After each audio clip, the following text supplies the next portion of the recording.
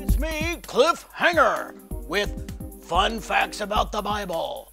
Today's episode is Strange Stories That Didn't Make It in the Bible. Did you know there were books written that we don't consider as inspired? They were not added to our Bible.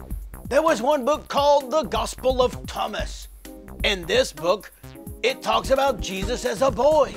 And Jesus took some clay and made some birds fly. Made it out of clay, like he was some kind of magician. This also tells of a time when a boy was making fun of Jesus, and Jesus cursed him, and he died.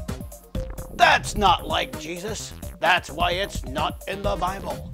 Early church leaders said this book was crazy, should not be included. Another book is called the Gospel of the Ebionites.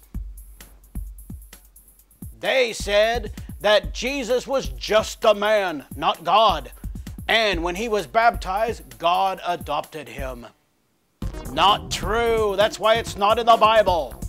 Another book, the Gospel of Peter, not Peter the Apostle, it said that Jesus was not human at all. He was all God. Not true. That's why it's not in the Bible. We believe the Bible we have today is inspired, and it's just like it should be. That's me, Cliffhanger, for fun facts about the Bible. Hello! Welcome to Unusual Weather Stories from the Bible with me, Tom High Pockets. Today we're doing a story out of the book of Genesis, and it's with Noah. Noah was a man in the Bible who was very good, but the people of the time, they were very bad, and so God punished them by rain. With a lot of rain. Woo-hoo! It rained for 40 days and for 40 nights until the whole earth flooded. That's amazing. Hey, that reminds me, that was a really true story. And the Bible was written by real people who were inspired by God.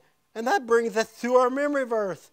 And our memory verse says this: all Scripture is God-breathed, and it's useful for teaching, rebuking, correcting, and training in righteousness. 2 Timothy 3:16. What a great verse. Hey, that leads us to our 40-day extreme forecast. I like to call it our fun cast. Okay, here it is. Rain, rain, and then some more rain for 40 days. It's going to rain a long time. 40 days and 40 nights. But hey, the good news is when the rain's over, there's going to be a big rainbow in the sky. I think I'm going to go out and do some singing in the rain.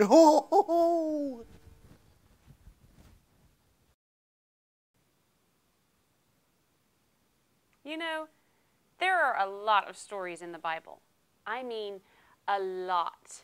Some of them you may have never heard of. We're going to teach you some pretty strange stories. There's so many more. You need to get your own Bible and explore. You'd be surprised at what all you find. Now, our story today takes place in the book of Judges. It's a time where the Israelites didn't have kings. Before they had kings, guess what their rulers were called? Judges. So, the Israelites had done some pretty bad things. Would you say they did evil things?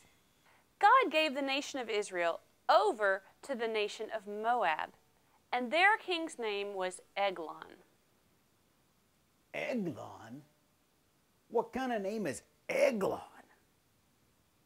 So Eglon ruled over Israel for 18 years.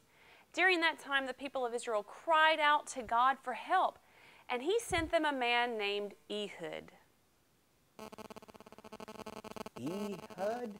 Ehud? Ehud. Ehud. Ehud. Ehud was a left-handed man. Now, you may not think that's very important to the story, but it was. You know, interesting thing about left-handed people. They're weird. No, They're not weird. About 10% of all people are left-handed. And you know, there's even a day for left-handed people, August 13th. Who knew it was International Left-Handed Day? There are even some very famous people who are left-handed. People like Alexander the Great, Charlemagne, Julius Caesar, Prince Charles of England, Prince William of England, Leonardo da Vinci, and also a former Israeli prime minister who was named Ehud Olmert. Ehud? Ehud went to go see King Eglon to pay the taxes for the people of Israel. Now, he had made a special sword. It was sharp on both sides. It was about 18 inches or 45 centimeters long. He tied it to the right leg underneath his clothes and he hid it. Now, remember, he was a left-handed man. Also important to this story, you should know, King Eglon was a very, very fat man. Who you callin' fat? So Ehud went up to Eglon and he said, I have a secret message for you. Eglon told everyone in the room, be quiet. Well, they weren't just quiet, they left the room. So Ehud went up to King Eglon and said, I have a message from God for you. King Eglon got up from his seat. I think he was very excited. What is this message going to be? Then Ehud, remember our left-handed Israelite? He reached over to his right leg, took the sword out, and he stuck it into the king's stomach. Ugh, nasty. Well, don't forget, also important for this story, King Eglon, the very fat man, he was so fat that when the sword went into his belly, all of his fat reached around and sucked the sword into it, and he couldn't get the sword out. He couldn't even find it. Where's that sword? Oh, it's somewhere. Uh-oh. This is a crazy story, isn't it? So anyway, Ehud leaves and locks the door behind him. The servants for King Eglon came up and found the doors locked. So they thought to themselves, he must be in the toilet. It's really in the Bible. The servants waited a long time. They waited a very long time. They waited so long that they began to get worried. Everything okay in there? Are you all right? You didn't fall in, did you? Don't forget to light a match.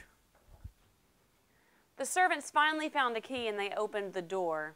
When they went in, guess what they found? Right, they found their fat King Eglon dead on the floor.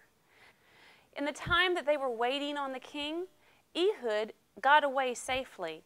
He went and got the Israelites and they attacked Moab. They killed about 10,000 Moabite men. You know, after that, the Israelites had freedom and they had peace for about 80 years. That's a great story. It's crazy, but it's true and it's really in the Bible. If you want to read it for yourself, go to the Old Testament, to the book of Judges, chapter 3.